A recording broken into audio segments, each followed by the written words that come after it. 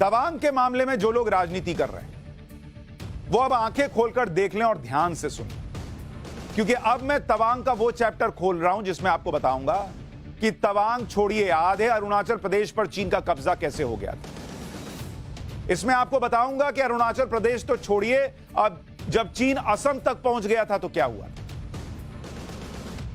और कमजोर सरकार क्या होती है वो आज आपको समझ में आएगा।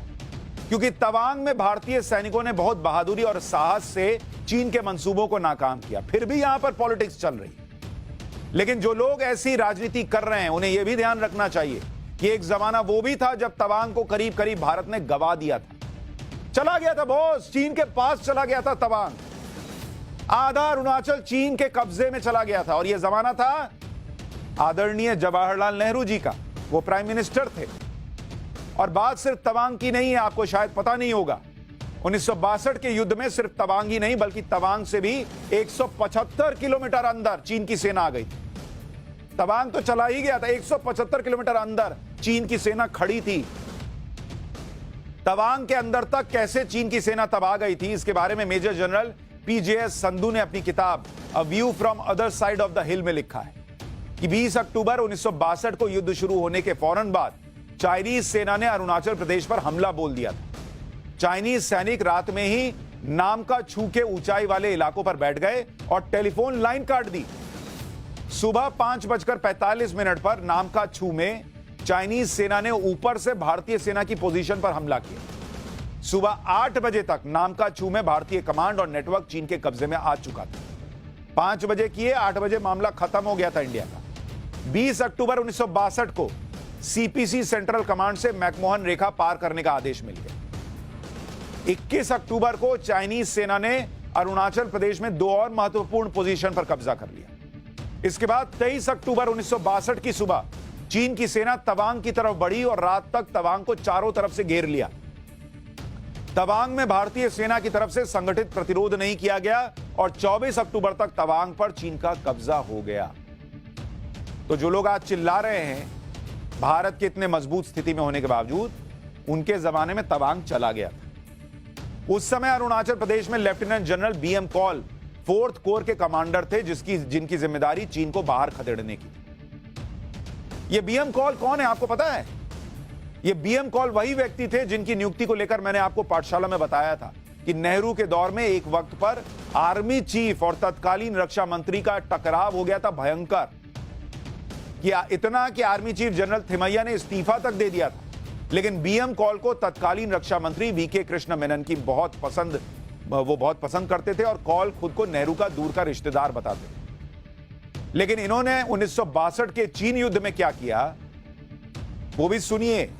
अक्टूबर 1962 में core commander lieutenant general Umrao Singh को हटाकर उनकी जगह पर कोर कमांडर के तौर पर दिल्ली से बीएम कॉल को भेजा गया।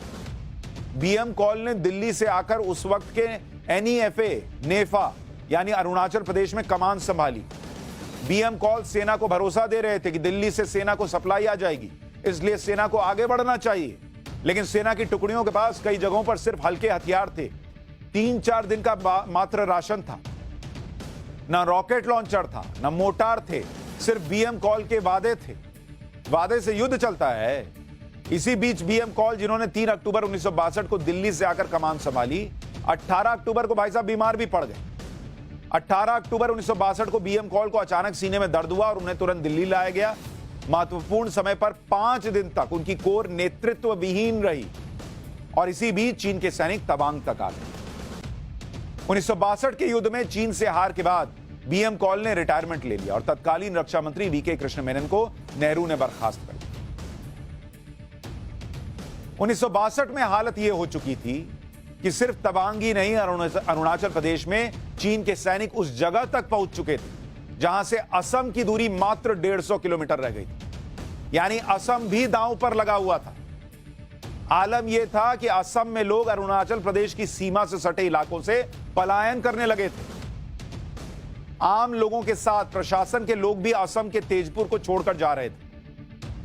तेजपुर में प्रशासन के अधिकारियों ने कलेक्ट्रेट से जरूरी कागजात और करेंसी नोट जला दिए क्योंकि उनको लगा कि अब चीन घुस जाएगा, भाई 150 किलोमीटर दूर है। तो आज जो अरुणाचल चिल्ला रहे हैं, उनके जमाने में असम भी जाने वाला था। 20 नवंबर तक पूरा तेजपुर खाली हो गया था। सरकारी अधिकारी गुवाहाटी चले गए थे, जो तेजपुर से 170 किलोमीटर दूर है। जिसके बाद 22 नवंबर को चीन ने युद्ध विराम का ऐलान कर दिया और चीन के सैनिक वापस मैकमोहन रेखा के पीछे लौटे। यानी चीन की सेना ने तवांग पर कब्जा किया, उसके बाद अरुणाचल प्रदेश में लगभग पौने 200 किलोमीटर अंदर तक कब्जा किया और फिर युद्ध विराम करने के बाद वापस लौट गए। युद्ध के बाद चीन ने अरुणाचल प्रदेश के बड़े इलाके पर अपना दावा ठोक दिया, जिसके कारण सीमा विवाद आज तक जारी है। लेकिन सोचिए चीन कहां तक आ गया। क्यों? सैनिक कमजोर नहीं थे, नेतृत्व कमजोर थे, तैयारी कमजोर थी। हिंदी चीनी भाई भाई का गाना गा रहे थे हम लोग। और चीन भी इसलिए वापस चला गया कि उसको लगा कि अभी ठंड बढ़ने वाली है, अब अमेरिका से नेहरू जी मांग रहे हैं हथियार वगैरह, ये आएगा, इनके लिए वहां हथियार पहुंचाना आसान है, हमारे लिए फिर एक लड़ाई लड़ो मजबूर होकर। जो बाकी जगहों पे कब्जा करके ये छोड़ के चला गया। वो छोड़ के गया, नहीं तो तवांग चला गया था। जिस तवांग की आज हम बात कर रहे हैं, जिस अरुणाचल की हम आज बात कर रहे हैं। इस युद्ध के बाद lieutenant general TB Henderson brooks और ब्रिगेडियर पीएस भगत ने एक रिपोर्ट तैयार की, जो आज तक सार्वजनिक नहीं हुई, लेकिन इसके कुछ अंश अलग अलग मीडिया रिपोर्ट्स के जरिए लीक हुए और जिनमें तवांग की हार का भी जिक्र है कि कैसे तवांग में गलत नीतियों की वजह से भारत को हार मिली। इसमें कहा गया कि 1962 में तवांग में तैनात 4th कोर के commander lieutenant general BM Kaul की अयोग्यता के कारण भारत को भारी क्षति हुई।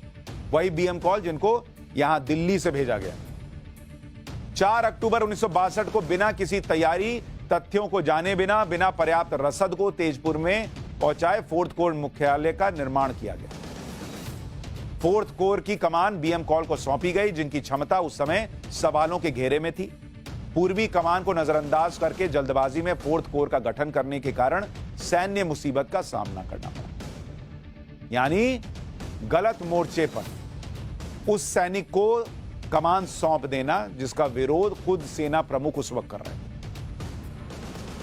तवांग पर चीन की नजर तब से है जब से चीन ने तिब्बत पर कब्जा किया। तवांग पर तो चीन 1951 में ही कब्जा कर लेता, तब भी नेहरू जी थे। लेकिन एक ऐसे हीरो ने तवांग को बचा लिया जिसका जिक्र नहीं किया जाता। आपने नेहरू जी के नाम पर तमाम यूनिवर्सिटीज सुनी होंगी, सड़कें सुनी होंगी, अवार्ड सुने होंगे, लेकिन उस हीरो के बारे में नहीं सुना होगा जिसने तवांग को बचाया। 1951 तक चीन ने तिब्बत पर कब्जा कर लिया था और चीन अरुणाचल प्रदेश को दक्षिणी तिब्बत का हिस्सा मानता था और वो तवांग पर दावा करता था। तवांग में चीन के बढ़ते खतरे को देखते हुए असम के तत्कालीन गवर्नर जयराम दास दौलतराम ने नागालैंड के एक मेजर बॉब खाटिंग को तवांग भेजा। गवर्नर ने अपनी तरफ से भेज दिया खतरे को देखते हुए, दिल्ली से ऑर्डर नहीं आया। मेजर बॉब खाटिंग 200 सैनिकों के साथ तवांग पहुंचे और वहां पर भारत की पकड़ को और मजबूत किया। ये 1951 का बता रहा हूं, लेकिन आप ये सुनेंगे तो हैरान रह जाएंगे और आपको शायद गुस्सा भी आएगा कि असम के गवर्नर के इस फैसले और मेजर बॉब खाटिंग की बहादुरी नेहरू को पसंद नहीं आई। इससे तत्कालीन प्रधानमंत्री नेहरू नाराज हुए। लेफ्टिनेंट कर्नल भुवन सिंह की किताब Major Bob Khathing the profile of a nationalist Manipuri Naga में दावा किया गया है कि तवांग में भारतीय प्रशासन को मजबूत करने के बाद मेजर बॉब खाटिंग शिलोंग लौटे और गवर्नर जयराम दास दौलतराम को रिपोर्ट दी। गवर्नर जयराम दास दौलतराम और मेजर बॉब खाटिंग की तेजपुर में मुलाकात हुई। वहां से दोनों प्रधानमंत्री से मिलने के लिए दिल्ली के लिए रवाना हुए। दिल्ली में प्रधानमंत्री दफ्तर में दोनों ने जवाहरलाल नेहरू से मुलाकात की और इस दौरान प्रधानमंत्री नेहरू बहुत गुस्से में थे, यह दावा किया जाता है। नेहरू ने गुस्से में गवर्नर से पूछा, आपसे यह सब करने के लिए किसने कहा था? इतनी बड़ी मूर्खता करने से पहले एक बार मुझसे पूछ लेते। वो लोग सोच के गए होंगे कि हमने तवांग बचा लिया, हमारी तारीफ होगी। वहां नेहरू जी के लिए कहा जाता है इस किताब में दावा कि उन्होंने पलट के डांट दिया, ये मूर्खतापूर्ण काम करने से पहले मुझसे तो पूछते। इसके बाद नेहरू ने पीएमओ के निर्देश दिया कि इस घटना को पूरी तरह से ब्लैकआउट कर दिया जाए, यानी इसके बारे में किसी को पता ना चले। नेहरू उस समय चीन से शांतिपूर्ण तरीके से हल चाह रहे, जबकि सब कह रहे थे कि चीन के इरादे ठीक नहीं है। अगर असम के गवर्नर ने मेजर बॉब खाटिंग को तवांग नहीं भेजा होता और मेजर बॉब खाटिंग ने वो बहादुरी न दिखाई होती, तो चीन की सेना तवांग और अरुणाचल प्रदेश पर कब्जा 1951 में ही कर चुकी होती।